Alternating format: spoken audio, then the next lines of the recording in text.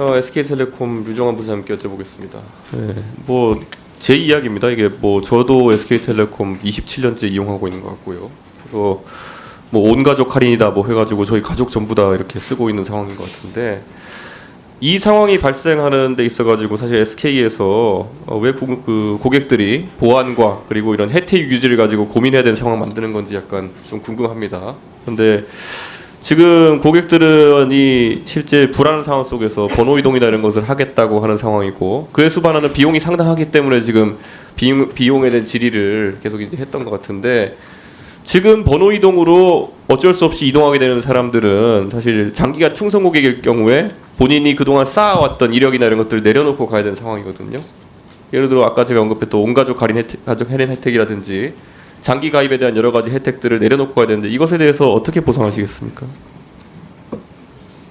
예, 저희가 일단 이번 불법 유심 교체 때문에 발생하는 거는 저희가 보상을 한다고 했고요.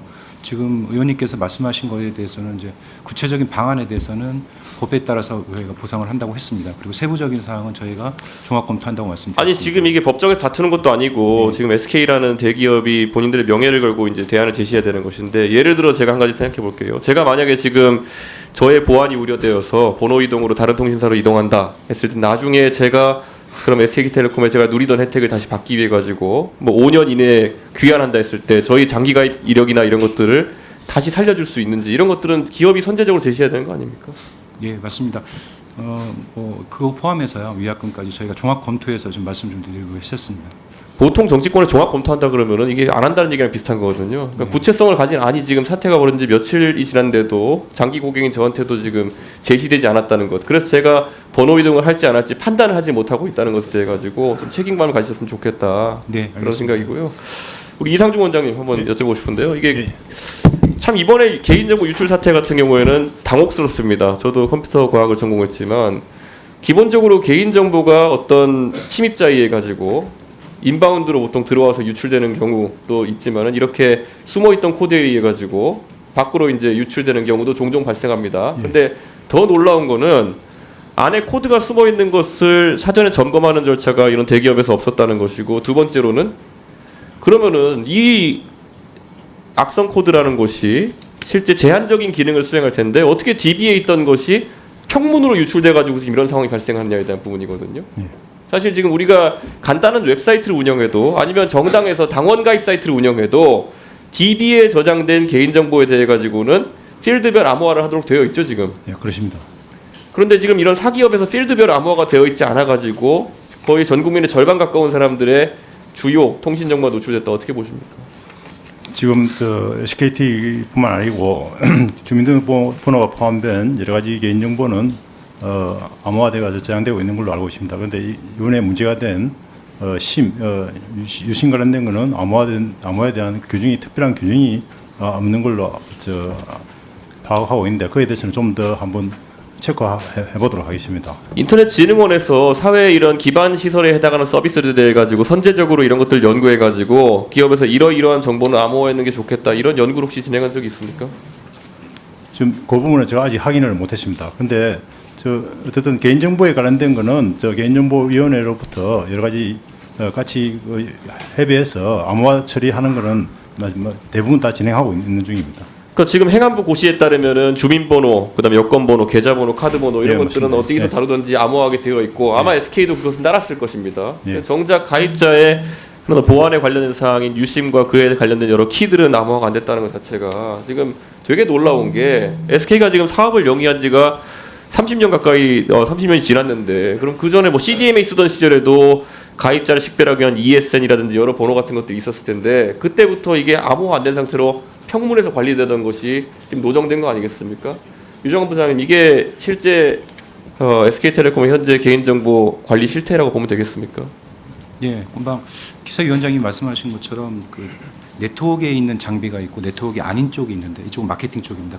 그쪽은 암호화가 거의 다 돼 있다고 보고, 네트워크 쪽은 현재 암호화가 되어 있지 않은 부분이 많습니다. 이게 법적 사항도 좀 그랬고요. 그리고 저희도 그 부분에 대해서 굉장히 좀 반성을 하고 있고요. 암호화를 진행할 예정입니다. 그리고 저는 SK에도 개발자 중에 훌륭한 분이 많을 텐데, 이건 기본적인 코드 설계의 문제라서 이렇게 보는 겁니다. 우리가 보통 간단한 사이트도 인증용으로 이렇게 개인정보 활용하는 경우에는 해시값을 비교하는 방식으로 쓰지 이런 식으로 핸드폰 열고 켤 때마다 DB 가가지고 실제 이 유심의 번호와 일치한지 보는 서비스는 구축되어 있는 것 자체가 리스크입니다. 저는.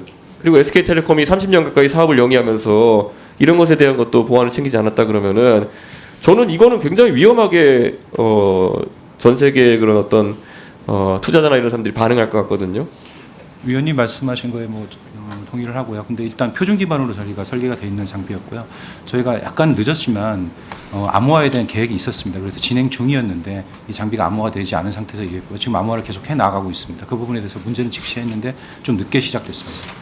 아니 제가 지금 굉장히 어려운 암호화를 얘기하는 것도 아니고 아까 네, 그 맞습니다. 진흥원 원장 말씀하신 것처럼 네. 이게 제가 그냥 다 내용을 아무리 살펴봐도 이런 것들이 유심에 대한 식별 번호 수준이고 내가 거기 로그인했을 때 이용자가 맞는지 정도를 사실 검증하는 기능이라고 한다면은 당연히 해시화돼서 처리해야 되는 건데 첫째로 이런 허접한 GitHub에 올라와 있는 코드 때문에 아웃바운드로 털렸다는 것도 황당한 것이고 두 번째로는 가서 털었는데 그냥 다 평문으로 줄줄 2,700만 명 가입자 정보를 줬다는 것 자체가 황당한 것인데 이게 지금 저는 SK그룹의 개인정보 관리 실태에 대해 가지고 이게 노정된 거 아닌가 싶어가지고 혹시 전 그룹별로 이런 걸 점검할 계획이 있습니까? 점검하고 있고요. 저희가 그거는 반성하고 점검하고 있습니다. 그리고 잠깐 말씀을 드리면 이번에 그 나간 정보 중에서는 암호값이 있습니다. 그걸 기반으로 저희가 인증을 할 때는 실제 암호를 하는데 데이터로 저장돼 있는 상태에서는 암호화가 되어 있지 않은 게 문제였습니다. 그러니까 저장돼 있는 상태에서 암호화돼 있지 않은 게 말이 안 되는 게 네, 필드별 그런 암호화를 해는 것이고 네.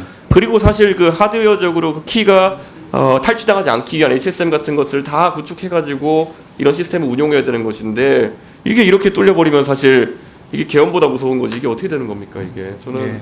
이거 엔지니어링의 기본인데 이게 구축 안 돼 있다는 게 사실 SK그룹이 앞으로 사업한 영위하는 데 있어가지고 많은 전문가들의 검증을 이제 보여줘야지만이 저는 많은 고객들이 안심하고 쓸 수 있지 않을까. 네, 알겠습니다. 이번 사태가 어느 정도 수습되면 바로 지금 위원님 말씀하신 대로 진행하겠습니다. 지금도 진행하고 있습니다. 예. 자, 최태원 회장 연락했습니까? 했어요? 네? 아, 출석 요구서를 받으러 누가 옵니까? 네? 저 지금 경고합니다. 류정환 SK텔레콤 부사장. 네, 오전 의원님 질의응답 과정 지켜보셨죠? 예, 봤습니다. 위약금 면제와 관련하여 저희가 SK텔레콤 규약까지 보여주면서 법적 판단이 필요 없는 거다. 그런데 유영상 대표가 했던 거 똑같이 마치 아무 질문도 안 받았던 것처럼 이준석 의원님한테 처음 질문 받는 것처럼 종합적 검토 운운하고 있습니까? 예? 이준석 의원 지금 오셨지만 대다수의 의원들이 귀책 사유가 SKT에 있을 때 SKT 사규 그 내규에 따르면 위약금 면제되는 거다. 아무 질문을 못 받은 것처럼 국회의원들의 질의가 장난처럼 들립니까? 죄송합니다. 저희 사장님께서 그놈의 종합적 검토 귀에 못이 박히겠습니다. 여기 지금 우리 가스라이팅 하러 나오셨어요? 예, 아닙니다. 여기 앉아 계신 의원들 단 한 명도 귀책 사유가 SKT에 있다는 것, 위약금 면제해야 된다는 것에 반대하는 의원들 한 분도 안 계세요. 그러려면 왜 그 자리에 계십니까? 최태원 회장 빨리 하시고요. 국민들이 납득하는 방법으로 해결하십시오. 네, 알겠습니다. 다시 한번 우리 위원님들 똑같은 질의하는데 종합적 검토 후에 뭐 하겠다라는 말씀하시면 여기 더 센 대책도 준비되어 있습니다. 저희 그렇게 갈 거예요. 정말 이해하기가 힘듭니다. 우리가 이렇게 하고 있으니 안 가셔도 됩니다. 충분히 설득하고. 그러나 그래도 가시겠다면 위약금 면제해 드리겠습니다. 이게 올바른 태도 아닙니까? 이정원 의원님 질의하십시오. 네.